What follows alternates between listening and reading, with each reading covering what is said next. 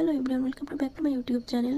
তো আমি আজকে ছোট্ট একটি মিনি ব্লগ নিয়ে হাজির হয়ে গেছি। আশা করি সবার ভালো লাগবে। দুপুরের খাওয়া দাওয়া শেষ করে বিকালের দিকে আমরা বের হয়েছিলাম একটু ঘুরতে।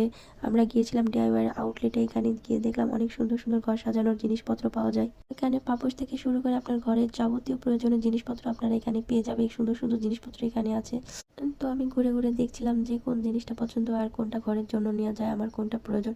তো যেটা দেখছিলাম ভালো লাগছিল। এখানে সুন্দর সুন্দর কিছু ক্লিপ ছিল, কিছু জুতা ছিল, স্যান্ডেল ছিল, আর কিছু ফ্লাওয়ার, আর্টিফিশিয়াল ফ্লাওয়ার ছিল, যেটা আমার সব থেকে বেশি ভালো লেগেছে। এখান থেকে আমি কিছু আর্টিফিশিয়াল ফ্লাওয়ার নিয়েছিলাম।